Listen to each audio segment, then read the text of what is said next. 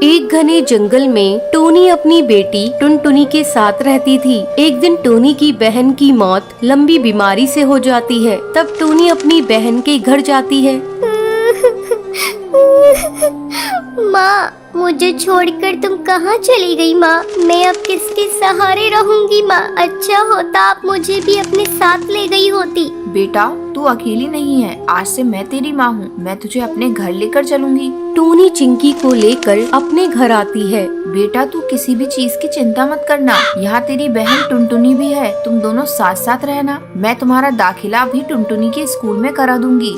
हाँ चिंकी, तुम चिंता मत करना। मैं टुनटुनी तुम्हारी बहन हूँ। आज से मैं भी तुम्हारा ध्यान रखूंगी। जल्द ही चिंकी पूरे घर में घुल मिल जाती है। टोनी टुनटुनी से ज्यादा चिंकी पर ध्यान देने लगती है। एक दिन टोनी किचन में खाना बना रही थी। माँ, खाने में क्या बनाया है? मुझे बहुत जोरों से भूख लगी है। रुक जा चिंकी, मैं अभी तुझे खाना निकाल कर दे रही हूँ। चिंकी किचन में पड़े चाकू को उठाकर उससे खेलने लगती है। तभी उसका पर कट जाता है।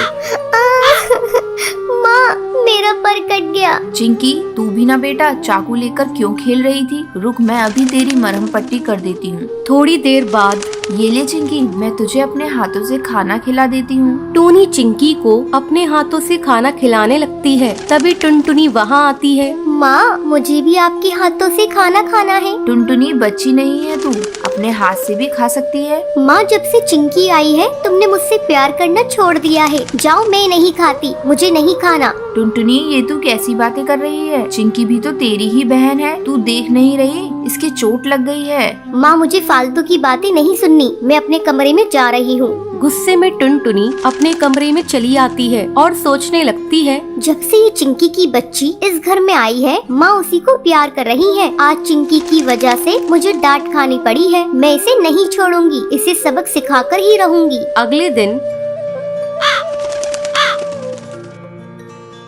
टुनटुनी, तू चिंकी को अपने साथ स्कूल ले जा। मैंने तेरा और चिंकी का टिफिन पैक कर दिया है। स्कूल में लंच होगा तो तू भी चिंकी को खिला देना। ठीक है माँ। टुनटुनी चिंकी को रेलवे ट्रैक से स्कूल ले आती है।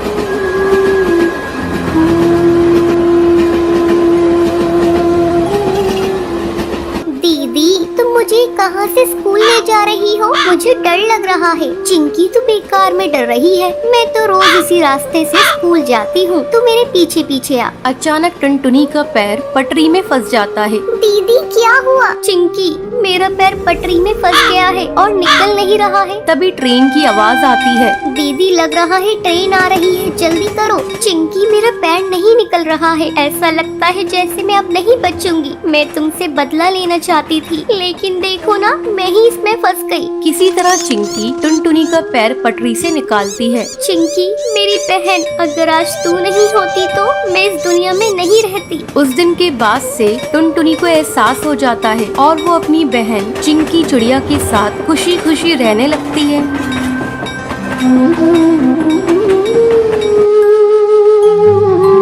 एक जंगल में ऑटो चलाने वाला बंटी कबूतर रहता था। एक बार की बात है, बंटी कबूतर रात में सवारी छोड़ने के लिए काफी दूर आ जाता है। तभी उसे रास्ते में एक चिड़िया दिखाई देती है। अरे, ये कितनी खूबसूरत चिड़िया है। अच्छा है, वापसी में एक सवारी मिल गई। पूछता हूँ उस चिड़िया को कहाँ जाना है। रुको रुको ना। हाँ चिड़िया बहन, बोलो कहाँ जाओगी तुम? जहाँ आप जाएंगे वहाँ जाऊंगी मैं। चिड़िया बहन, मैं तो अपने घर जाऊंगा। चलिए आप बैठ जाइए, मैं आपको रास्ते में छोड़ दूंगा। जरा जगह तो दीजिए, जब भी तो बैठूंगी मैं। अरे चिड़िया बहन, आप पीछे बैठिए जहाँ सवारी बैठती है। उसकी ये बातें सुनकर बंटी कबूतर को बहुत अजीब लगता है। तभी उसकी नजर उसके पैरों पर पड़ती है। उसके पैर उल्टे होते हैं, जिसे देखकर वो डर जाता है। अरे भागो, भागो रे भागो भैया। कहाँ जाएगा तू बचकर बंटी कबूतर? आज तो तुझे छोड़ूंगी नहीं। कितने दिनों बाद मेरी प्यास बुझेगी।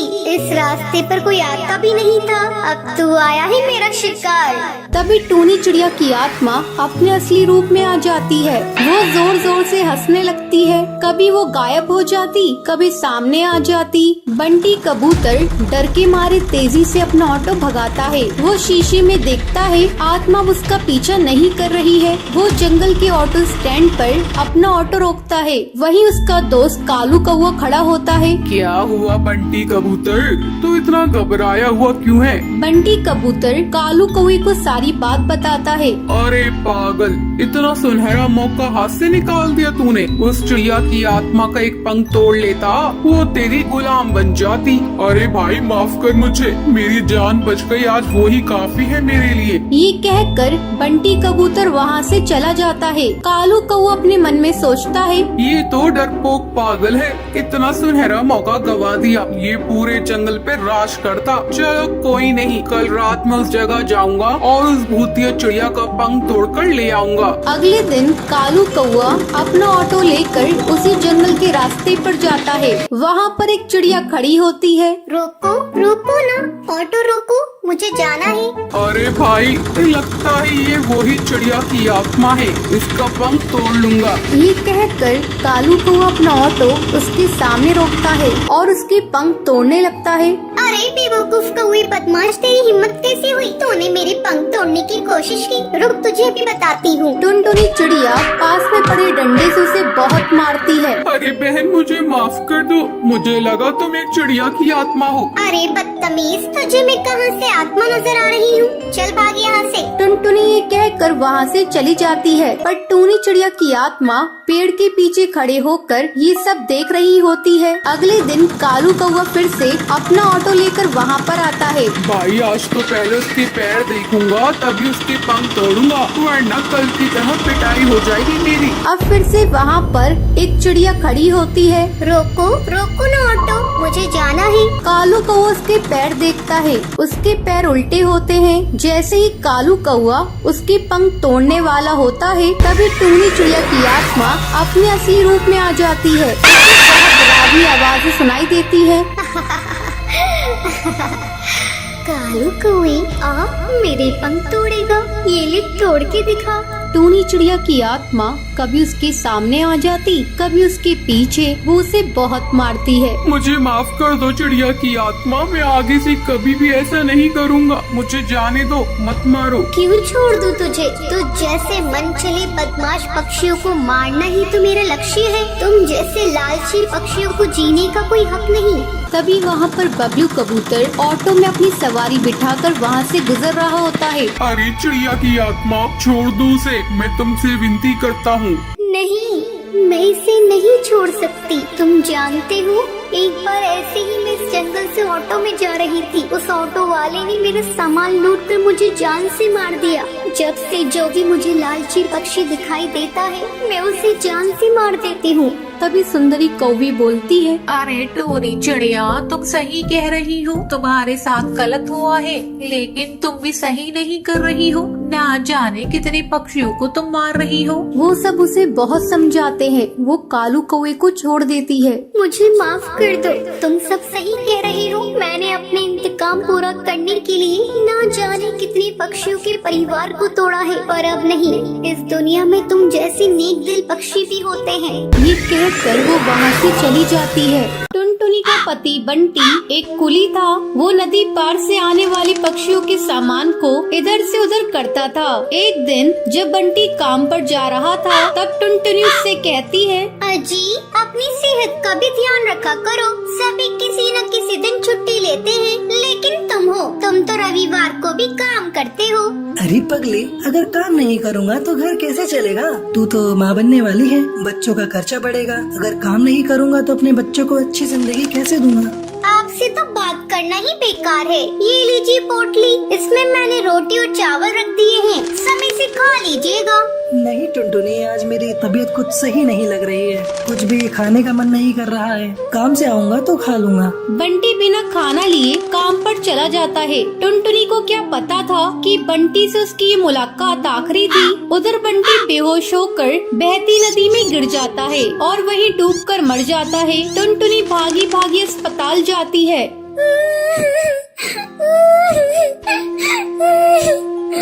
बंटी, ये क्या हो गया? सब कुछ एक पल में खत्म हो गया। अब ये बच्चा किससे अपना पापा कहेगा? मैं तुम्हें कई बार समझा रही थी अपनी सेहत का ध्यान रखो, लेकिन तुम तो मेरी बात मानते ही नहीं। अब मैं क्या करूं बंटी?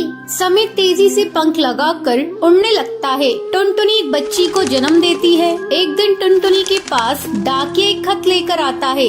अरे ये खत तो कड़कनाथ सेठ की कंपनी की तरफ से आया है और मुझे बंटी की जगह कुली की नौकरी दी गई है। मुझे अपनी बच्ची के लिए नौकरी करनी ही होगी, तभी मैं उसे एक अच्छे स्कूल में पढ़ा पाऊंगी और उसे बेहतर भविष्य दे सकूंगी। अगले दिन से ही टुनटुनी कुली बनकर पक्षियों का बोझ उठाती थी। जब भी नदी के उस पार से कोई पक्षी आता था, टुनटुनी तेजी से उन पक्षियों के पास पहुंच जाती थी। बहन जी, क्या मैं आपका बोझ उठा लूं? अरे तुम तो एक चिड़िया हो, क्या तुम इतने बोझ को उठा सकती हो? हाँ हाँ बहन जी, मैं सारे बोझ को उठा लूंगी। बहन जी, मैंने अपनी जिंदगी में इतना बोझ उठा लिए है, ये बोझ तो उसके आगे कुछ नहीं है। क्यों, क्या हुआ? और तुम ये तुम्हारी बेटी को साथ में लेकर क्यों घूम रही हो? तुम्हारे पति कहाँ हैं? वो नहीं कमाते हैं क्या? क्या करिएगा बहन जी, मेरी दुख भरी कहानी सुनकर रोज इस नदी किनारे पे कई पक्षी आते हैं और मेरी दुख भरी कहानी सुनते हैं, लेकिन कोई मेरी मदद नहीं करता।